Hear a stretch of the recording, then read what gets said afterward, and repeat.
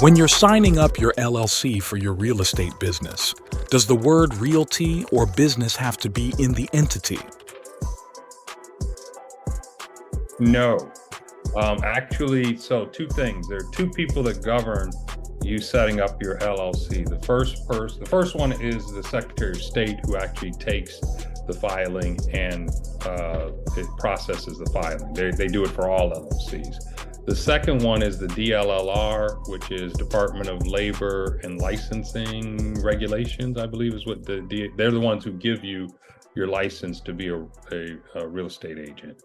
Secretary of State doesn't care, but DLLR does. They don't like to see realtor in the name, and they don't like to see real estate in the name. So you don't have to do that. Are you taking the money out of your personal account and loaning it to your business?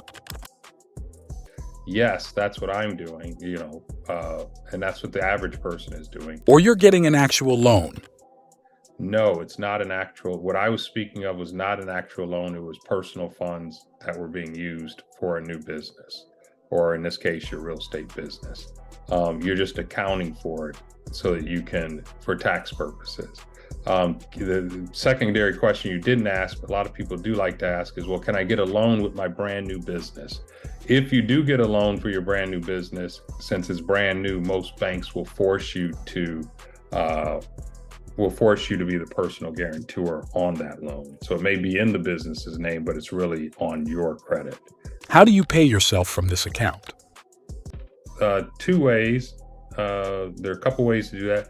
There are payroll companies that will do all the necessary withholdings for realtors. When we first opened the business, they didn't have as many of these programs, but you can contact a payroll company and they will take out the necessary taxes or estimated taxes along the way and pay you an actual check whenever you get your check.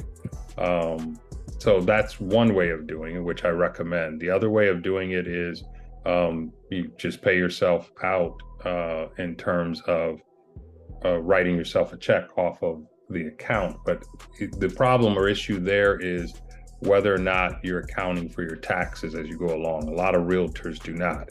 If they get a commission check for $5,000, they treat the full $5,000 like it's theirs, and they don't set anything aside for tax man. And then when tax season comes, they don't have any money to pay the tax man. How do I know if there's a balance in my checkbook or in QuickBook? For the one I'm looking at is neither, but the one I'm telling you about isn't anything special. So I'm certain that both of those will record your expenses. What you're doing is you're using it as an expense ledger. So any basic checkbook app will do. I just happen to list the one that's been on my phone forever, but I'm certain that those will be fine as well. Do they pay you and do the quarterly tax filing, which keeps you in a safe place? Yes. If you do a payroll company, I found them to be reasonable in their fees. I don't know off the top of my head what those fees are, so you'd have to call them.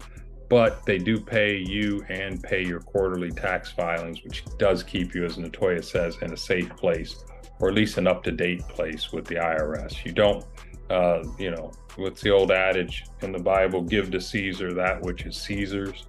You don't want the IRS on you.